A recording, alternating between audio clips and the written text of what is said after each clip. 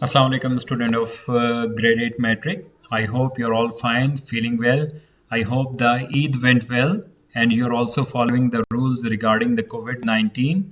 So, as you all know that we had covered the chapter number 3 in the last lesson, and in this class we are going to start our new chapter, that is chapter number 4, problem solving.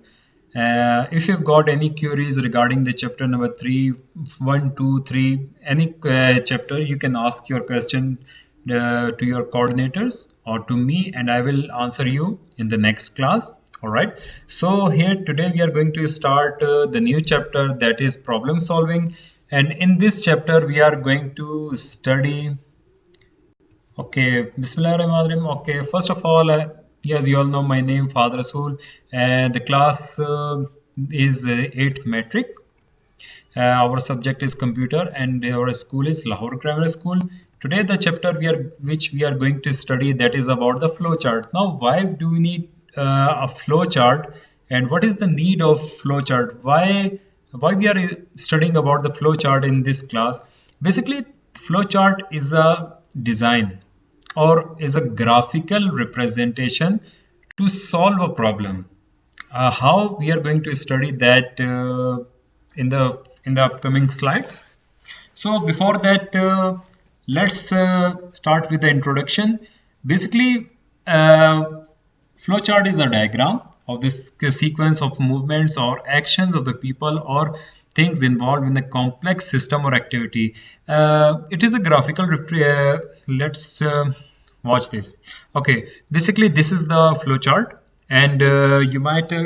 These are the symbols. These symbols which we will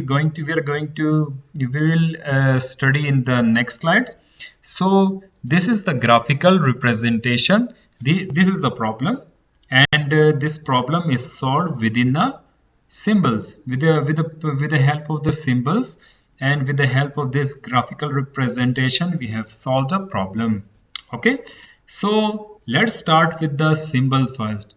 The first symbol, that is your start and end. It is an oval shape and the name is start and end. An oval represents a start or ending point. Basically, the starting point and ending point. We will start from this symbol and we will end from this symbol. Okay, this oval shape, it represents the starting or the ending point. Okay, the next symbol, that is of arrow. A line is a connector that shows relationship between the representative shapes. This line will connect the shapes.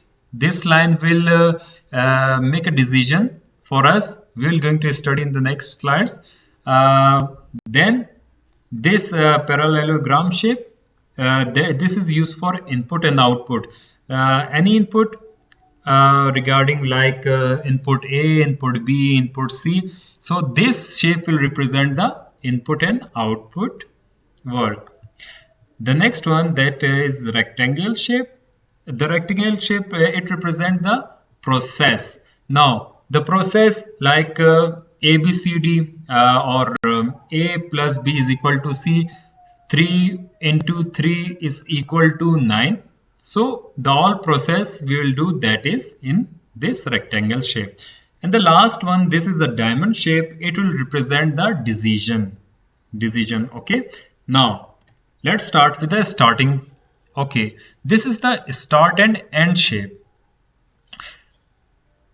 Suppose there is an examination and I have given you a question to make a cup of tea. Okay, that is the problem. To make a cup of tea, you will start from this shape, oval shape, start from this shape and end with the same shape. The first thing, and then input and output, the next one.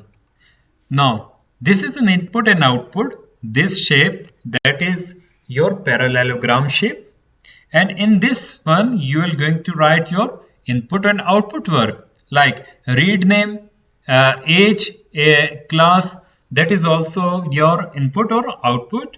So this is how you will do your work in this shape. Next, process symbol. Now, what is process symbol? Process symbol is this rectangle shape, and in this process symbol, like sum a plus b, that is your process work, like any addition, subtraction, multiplication, division, any type of process, you will going to write all the work in this shape. X is equal to 15, y is equal to 19, z is equal to 30, anything.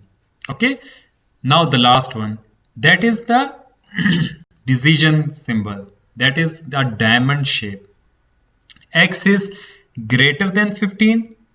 Now this line is a connector. Okay, this line is a connector. Then yes, then again the line, and no. Basically these lines, and what is this yes and no? Yes means, suppose if I ask you to make a cup of tea for me, and then in this decision symbol I write add sugar, add sugar. If yes, then and the if yes, then add the sugar and end the process. If not, then directly end the process, because I don't need any sugar in my cup of tea. So this decision symbol will make a decision for us. Let's do an example, and let's see what will happen. Okay, now as I told you, we will start from this shape, this starting one and the ending one. Okay, now this shape is your process symbol, that is in rectangle shape. Look for an item, for a lost item.